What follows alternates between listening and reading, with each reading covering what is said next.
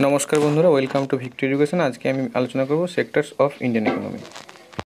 Class 10 NCERT থেকে যে sectors of Indian economy আছে চ্যাপ্টার 2 তে সেটাই আলোচনা করব। সিইআরটিতে রয়েছে সেক্টরস অফ ইন্ডিয়ান ইকোনমি। তো এই সেক্টরস অফ ইন্ডিয়ান ইকোনমি খুব একটা গুরুত্বপূর্ণ টপিক।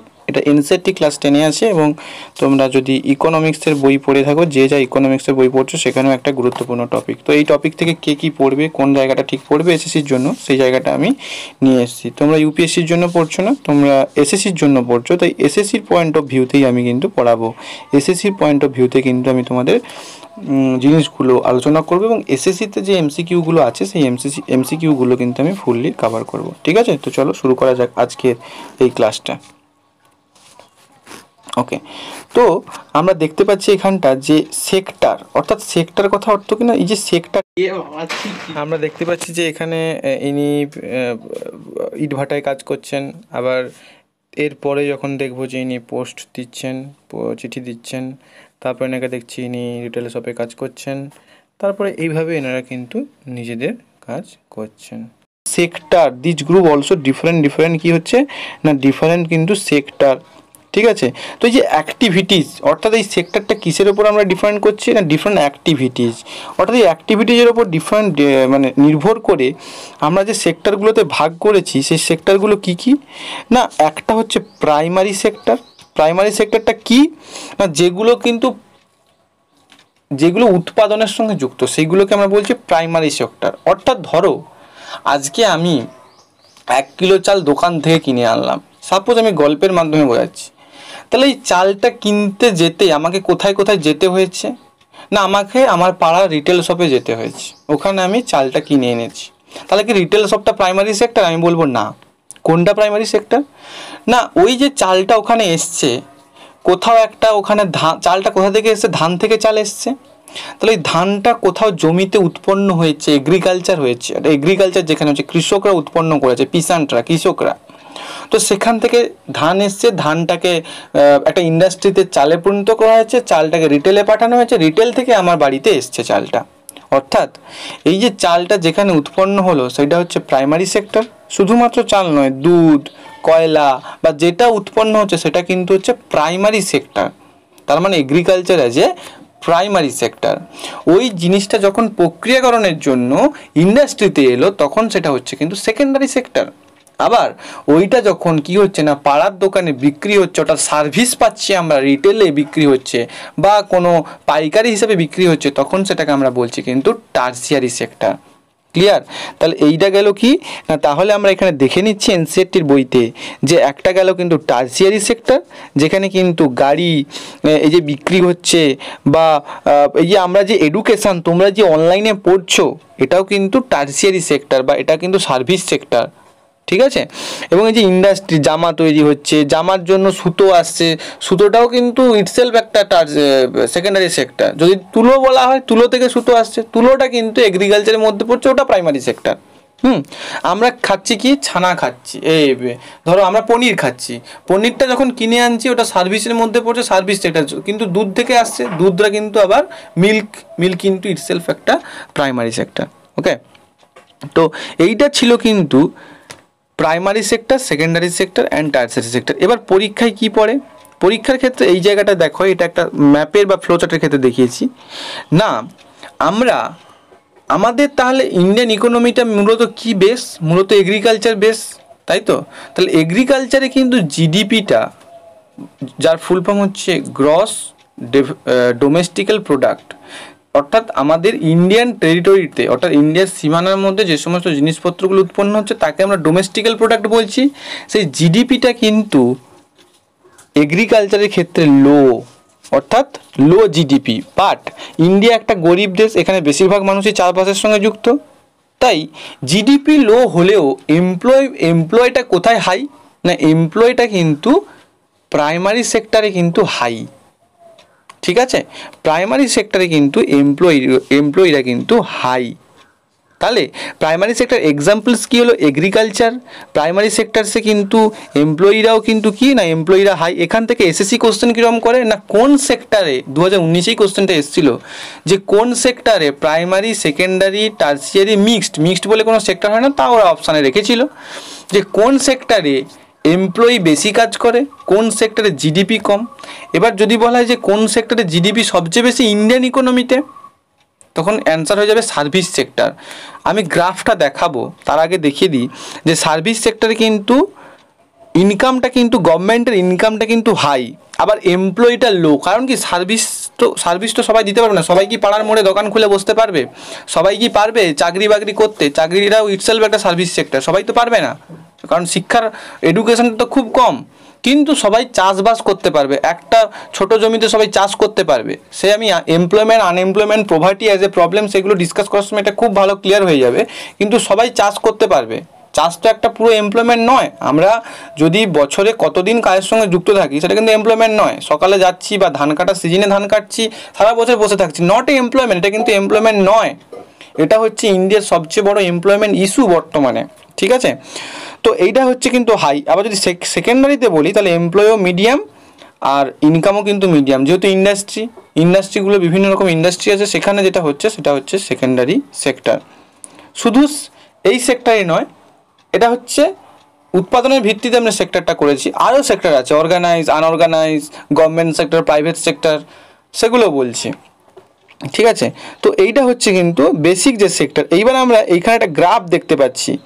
একটা গ্রাফ বলবো 1970 থেকে 71, আর একটা গ্রাফ বলবো 2010 থেকে 11। 1970 থেকে 71 জাস্ট ইন্ডিয়া স্বাধীন হয়েছে, তারপরে তো চীনা ইন্ডিয়া ওয়ারগুলো হলো, তো সেখানে ইকোনমিক কন্ডিশন সত্যিই খুব খারাপ ছিল ইন্ডিয়ার। সেখান থেকে মনমোহন সিং আরবিআইর গভর্নর ছিল, তিনি কিন্তু একটা বিশাল ইকোনমিক রিফর্ম এনেছিল ওই সময়। তারপর দেখলাম যে 2010-11তে কিন্তু বিশাল একটা জিডিপির গ্রোথ দেখা গিয়েছিল, অর্থাৎ জিডিপির কিন্তু বিশাল একটা গ্রোথ দেখা গিয়েছিল। সেই গ্রোথটা আমরা দেখতে পেলাম যে এই যে ভায়োলেট কালারটা দিয়েছে, এটা হচ্ছে সার্ভিস সেক্টর বা টার্সিয়ারি সেক্টর, অর্থাৎ সার্ভিস সেক্টর আমরা জিডিপিতে দেখতে পাচ্ছি বিরাট হাই। আবার দেখতে পাচ্ছি যে এই যে হলুদ যে কালারটা দিয়েছে, এই হলুদ কালারটা কি, ইয়েলো কালারটা হচ্ছে কিন্তু এটা হচ্ছে কিন্তু সেকেন্ডারি সেক্টর, আর প্রাইমারি সেক্টরটা হচ্ছে কিন্তু এই যে গ্রিন কালারটা। ক্লিয়ার? এটা বোঝা গেল যে প্রাইমারি, সেকেন্ডারি আর টার্সিয়ারির মধ্যে জিডিপিটা কিন্তু সার্ভিস সেক্টরে সবচেয়ে বেশি, এমপ্লয়মেন্টটা কিন্তু সার্ভিস সেক্টরে সবচেয়ে কম। আবার প্রাইমারি সেক্টরে জিডিপিটা লো, কিন্তু এমপ্লয়মেন্টটা কিন্তু অনেকটা বেশি প্রাইমারি সেক্টরে। ক্লিয়ার? তো এই যে এখানে দিয়েছে যে শেয়ার সেক্টর ইন জিডিপি পার্সেন্টেজের ভিত্তিতে কোথায় শেয়ার, না এটা কিন্তু দিয়েছে, ঠিক আছে? আর একটা গ্রাফ ছিল, এই যে এই গ্রাফটা হচ্ছে শেয়ারটা নয়, এটা হচ্ছে primary secondary tertiary sector in India. আর একটা গ্রাফ ছিল, যাই হোক নেই সেটা। তো এইবার যে সেক্টরটা সেটা হচ্ছে, এইবার আমরা জানবো যে organise and unorganise sector. Clear? তো আনঅর্গানাইজ সেক্টর মানে কারা? ধরো এখন করোনা ভাইরাসের জন্য যে লোকটা ব্যাঙ্গালোরে রঙের কাজ করতো বা রিয়েল এস্টেটের কাজ করতো, সে তো আজকে বাড়িতে বসে আছে, সে তো ডেলির টাকা ডেলি পাচ্ছে না। কিন্তু একটা লোক যে মুম্বাইতে কোনো একটা হসপিটালে কাজ করতো, সে বাড়িতে বসে থাকলেও তার হয়তো স্যালারি ঢুকছে। তার মানে অর্গানাইজ সেক্টর মানে, অর্গানাইজ কথাটা অর্থ কী, অর্গানাইজেশন বা অর্গানাইজ কথার অর্থগুলো কী? যে অর্গানাইজ কথার অর্থ হচ্ছে যেটা ভালোভাবে পরিচালনা হচ্ছে। আনঅর্গানাইজ সেক্টর কারা? না কোনো একটা লোক ধরো ডেলি দোকানে কিছু নামা ওঠানোর কাজ করে, হাউস স্টাফশিপের কাজ করে, সে ডেলি জিনিসপত্র নিয়ে যায়, ডেলি জিনিসপত্র নিয়ে আসে, তার বদলে সে টাকা পায়। তাহলে সে যদি কোনো দিন দোকানদার বলে এই তোমাকে আসতে হবে না, তাহলে সে কি এসে টাকা চাইতে পারবে? সে পারবে না। তার মানে সেটা হচ্ছে আনঅর্গানাইজ সেক্টর, অর্থাৎ যেটা কিন্তু গভর্নমেন্টের কোনো রেগুলেশন মানে না, নিজেদের ইচ্ছে মতো কাজ করায়, ডেলি ওয়েজ সিস্টেমে কাজ করায়, যাদের কোনো নির্দিষ্ট হলিডে নেই, যাদের নো ওয়ার্ক নো পে, তুমি কাজ করবে না তুমি টাকা পাবে না। অর্থাৎ যদি আমি একটু দেখি যে একটা যদি প্রাইভেট সেক্টর বলবো না, যে কোনো অর্গানাইজ সেক্টর, যেমন রিলায়েন্স ইন্ডাস্ট্রি, ধরো রিলায়েন্স ইন্ডাস্ট্রি, বা ধরো টিস্কো, বা ধরো টাটা কনসালটেন্সি সার্ভিস, এই সমস্ত সেক্টরে যারা কাজ করে তাদের কিন্তু ওয়ান ডে উইক অফ থাকে, সেই উইক অফটা কিন্তু পে উইক অফ। অর্থাৎ আবার তাদের কোনো সময় একটা ধরো ট্রিপ থাকে, ছুটি থাকে, ট্রিপে নিয়ে যাওয়া হয়, স্যালারি সিস্টেম থাকে, স্যালারি ইনক্রিমেন্ট হয়, স্যালারি বাড়ে, তো এরকমগুলো থাকে। তো এই যে সেক্টরগুলো যেখানে গভর্নমেন্টের কিছু রেগুলেশন মানতে হয়, যেখানে তুমি হুট করে কর্মীকে ছাঁটাই করে নাও দিতে পারো বা দেওয়ার আগে তাকে জানাতে হবে বা বিভিন্ন রকম রেগুলেশন থাকে, সেগুলো হচ্ছে আনঅর্গানাইজ সেক্টর, অর্গানাইজ সেক্টর। আর যেখানে ডেলি বেসিসে কাজ চলে, ঠিকাদারের কাজ চলে, কোনো রকম কোনো ঠিক নেই, কোনো রকম কোনো অর্গানাইজেশন নেই বা গভর্নমেন্ট দ্বারা কন্ট্রোলও না বা গভর্নমেন্টের কোনো রেগুলেশন মানে না, তো সেগুলো হচ্ছে কিন্তু আনঅর্গানাইজ সেক্টর। তো ইন্ডিয়াতে কিন্তু বেশিরভাগ, আবার এখানেও একটা কোশ্চেন আসবে যে ইন্ডিয়ার মানুষ কোথায় বেশি কাজ করে, অবশ্যই হয়ে যাবে আনঅর্গানাইজ সেক্টর। এটাই তো সবচেয়ে বড় এমপ্লয়মেন্ট ইস্যু বর্তমানে, যে আনঅর্গানাইজ সেক্টরটাকে নিয়েই সবচেয়ে বড় কিন্তু সমস্যা। ঠিক আছে, এটাই কিন্তু আনঅর্গানাইজ সেক্টর। অর্থাৎ আমরা দেখতে পাচ্ছি আনঅর্গানাইজ সেক্টর সবচেয়ে বড় ইস্যুটা হচ্ছে যে একটা মানুষ আজকে পান দোকান খুলছে, আবার কালকে গিয়ে চাষ করছে, তো অর্থাৎ ডিফারেন্ট অকুপেশনের সঙ্গে কিন্তু যুক্ত, এটাকেই কিন্তু আনএমপ্লয়মেন্ট ইস্যু বলা হচ্ছে।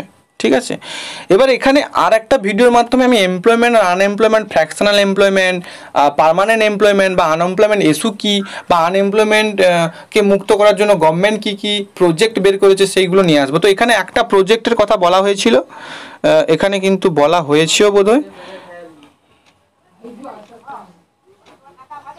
আচ্ছা, আমাদের কিন্তু একটা কনস্টিটিউশনে একটা অধিকার দেওয়া হয়েছে, পেয়ে গেছি একটা অধিকার দেওয়া আছে, সেটা হচ্ছে রাইট টু ওয়ার্ক। আমাদের যে ফান্ডামেন্টাল রাইটগুলো দেওয়া আছে পার্ট 3-তে কনস্টিটিউশনে, রাইট টু ওয়ার্ক, অর্থাৎ গভর্নমেন্টের এটা দায়িত্ব, গভর্নমেন্ট আমাদের থেকে ট্যাক্স কালেক্ট করছে, গভর্নমেন্টের এটা দায়িত্ব যে গভর্নমেন্ট যেন আমাকে কাজ দেয়, আমি কাজ পাবো বা আমাকে কাজ দিতে হবে, অ্যাজ এ আমি পিপুল হিসাবে আমাকে কাজ দিতে হবে, আমি যদি 18 বছর বয়সের উপরে হই।